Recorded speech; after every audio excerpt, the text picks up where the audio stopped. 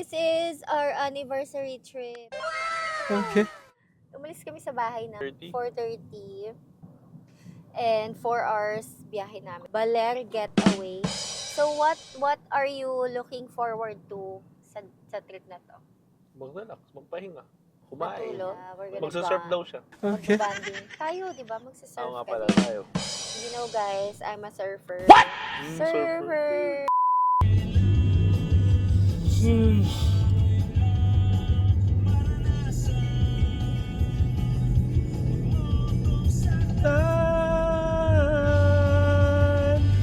Di ako Ganito kundi sa'yo. sabihin mo di kita iwanan. Pangakong di pababayaan. Ako'y nandyan lamang napapalo.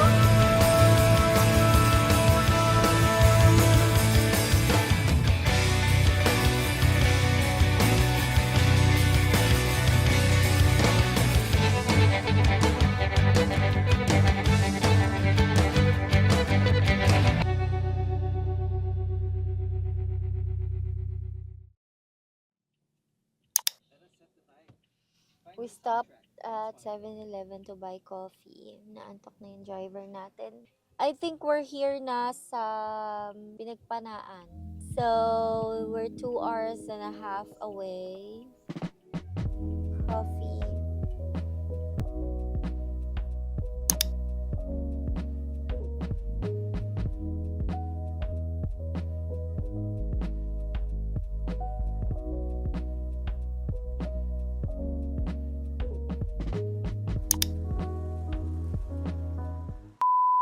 Touch mo lang.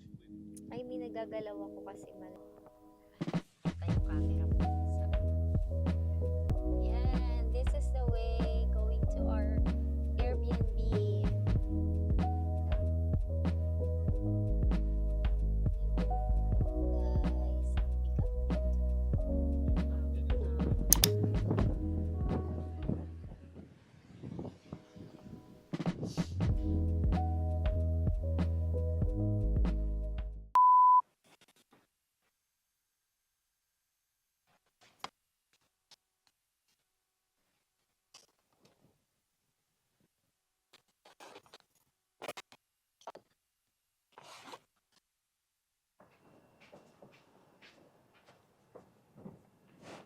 Kaya mo?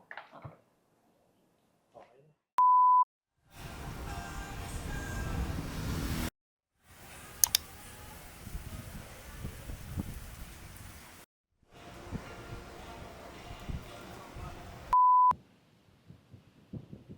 Pag magulo ng mundo, ikaw ang payapang hinahanap-hanap ko.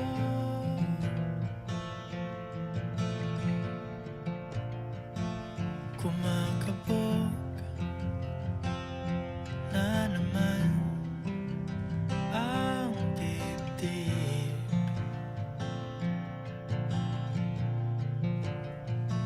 Sa pagkabahala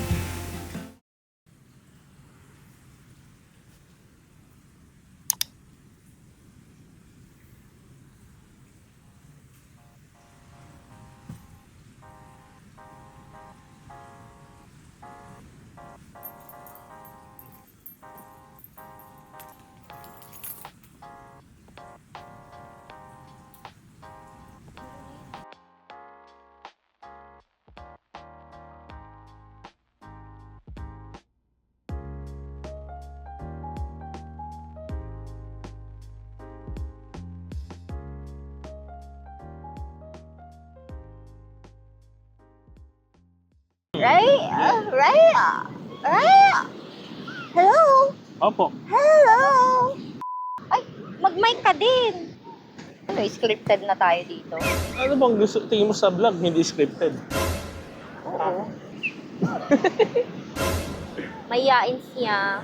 So ngayon, magiging newscaster muna tayo. Ngayon ay pinapagalitan na po sila ng mga tao na hindi mga CCTV na bata.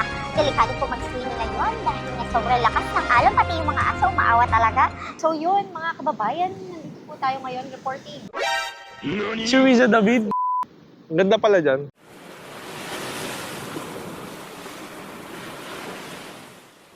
Picture kita.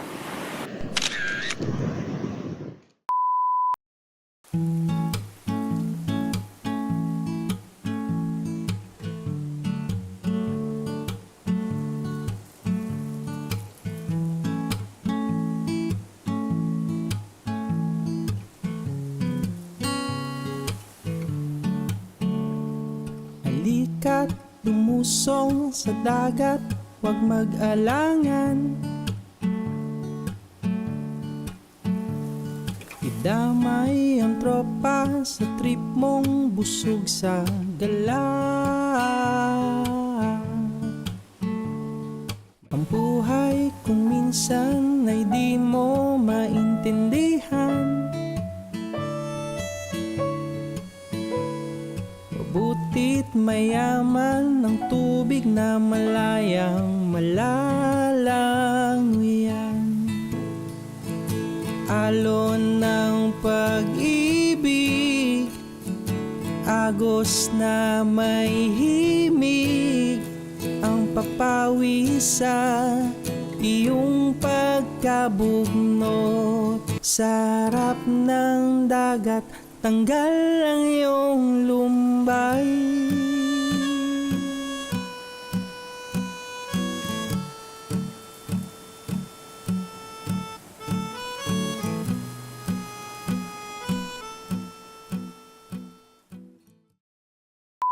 Oh my God, mukhang tiger yung aso. Oh my God. Oh my gosh, layo ka, layo. Bakit nandito? Oh, yush. Alam mo, bait siya, Huwag oh. mong tawagin.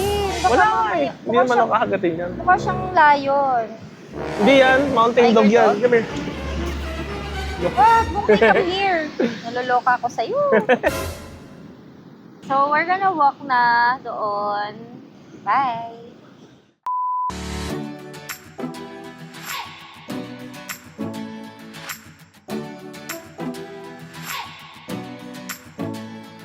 Kasi takot matulog. Nakala mo naman maputi.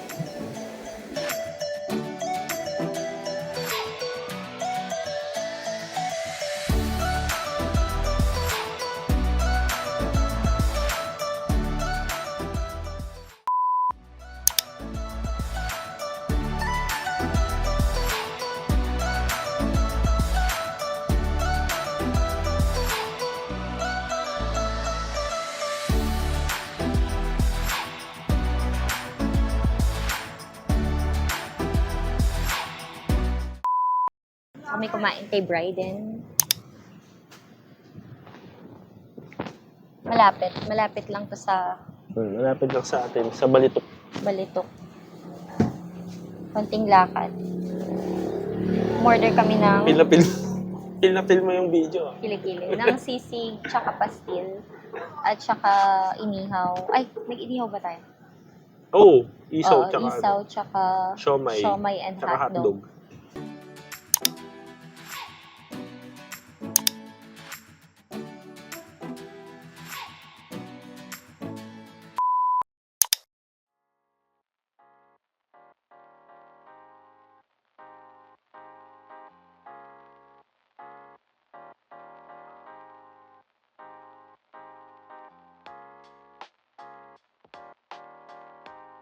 Mamay Tatay sukle. ako. Mamay siyak sila. May wet wipes ako.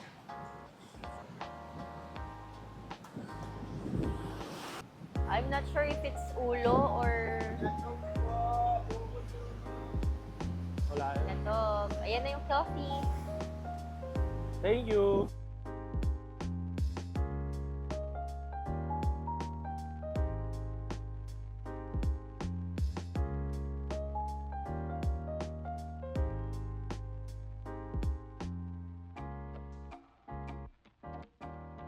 1, 2, 3, go, bye-bye! Lakas ng hangin. Alright.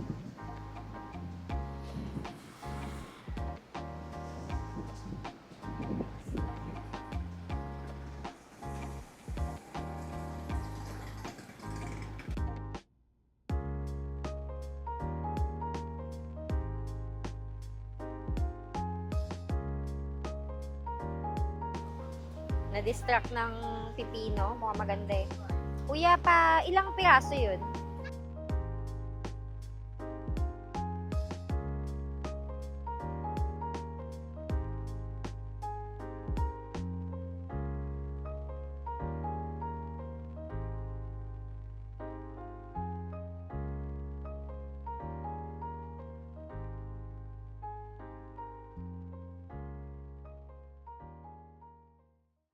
This morning, I read about from Matthew 5, verse 45. It says here, He causes His sun to rise on the evil and the good, and sends rain on the righteous and the unrighteous. I was reading this plan about loving Jesus more. So, title was about complaining. So, in life, we complain a lot, especially when we're struggling or we're in a situation na we can't really handle na, or we don't know what to do anymore.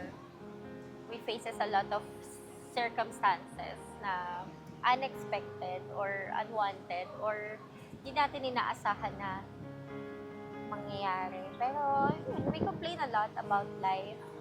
We complain about finances, love life, wherever we are in life right now. Parang kahit anong situation, we complain.